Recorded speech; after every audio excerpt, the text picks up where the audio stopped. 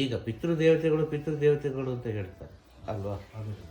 ಈ ಪಿತೃದೇವತೆಗಳನ್ನು ನಾವು ಪೂಜಿಸೋದು ಯಾಕೆ ಅಂತ ಹೇಳಿದರೆ, ನಮ್ಮ ವಂಶದಲ್ಲಿ ನಮ್ಮ ಪಿತೃಗಳು, ನಮ್ಮ ಹಿರಿಯರು ಶಿವೈಕ್ಯ ಆದಾಗ ಅವರು ಪುನಃ ಮನುಷ್ಯ ಜನ್ಮಕ್ಕೆ ಬರಲಿಕ್ಕೆ ಅರ್ಥ ಆಯ್ತಲ್ವ. ಈಗ ನಾವು ಸೂಕ್ಷ್ಮವಾಗಿ ಆಲೋಚನೆ ಮಾಡಲಿಕ್ಕೆ ಹೋದರೆ ನಮಗೆ ಎಷ್ಟೋ ಜನ ಪಿತೃಗಳು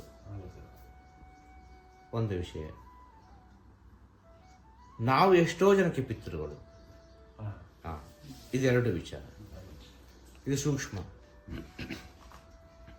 ನಿನಗೆ ಪಿತೃಗಳು ಅಂತ ಇದ್ದರೆ ನೀನು ಕೂಡ ಪಿತೃಗಳೇ ಆಗಬೇಕಲ್ಲ. ಒಂದು ಜನ್ಮದಲ್ಲಿ ಎಷ್ಟೋ ಪಿತೃ ಆಗಿರ್ಬೋದಲ್ಲ, ಎಷ್ಟೋ ಮಕ್ಕಳಿಗೆ ಜನ್ಮವನ್ನು ಕೊಟ್ಟಿರ್ಬೋದಲ್ಲ. ಆಗ ಪಿತೃದೇವತೆಗಳಿಗೆ ನಾವು ಪೂಜಿಸಿದರೆ ಏನಾಗ್ತದೆ ಅಂತ ಹೇಳಿದರೆ, ನಮಗೆ ಒಂದು ಮನುಷ್ಯ ಜನ್ಮ ಸಿಗ್ತದೆ. ನಮಗೆ ಸಿಗ್ತದೆ ಅಂತ ಹೇಳಿದ್ರೆ, ನಾವು ಪಿತೃದೇವತೆಗಳನ್ನು ಪೂಜಿಸಿದರೆ ಯಾವುದೋ ಒಂದು ನಮ್ಮ ಪಿತೃಗಳಲ್ಲಿ ಒಂದು ಆತ್ಮ ಮನುಷ್ಯ ಜನ್ಮವಾಗಿ ಬರ್ಬೋದು.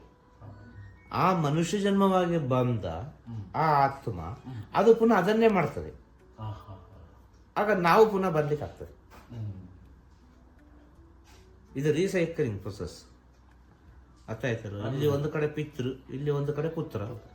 ಇಲ್ಲಿ ಪುತ್ರ, ಅಲ್ಲಿ ಪಿತೃ, ಇಲ್ಲಿ ಪಿತೃ, ಅಲ್ಲಿ ಪುತ್ರ. ಇದು ಅಪ್ಪ ಮಗ ಅಂತೇಳಿ ಹೋಗ್ತಾನೆ ಇರ್ತದೆ. ಅರ್ಥ ಆಯ್ತಲ್ಲ.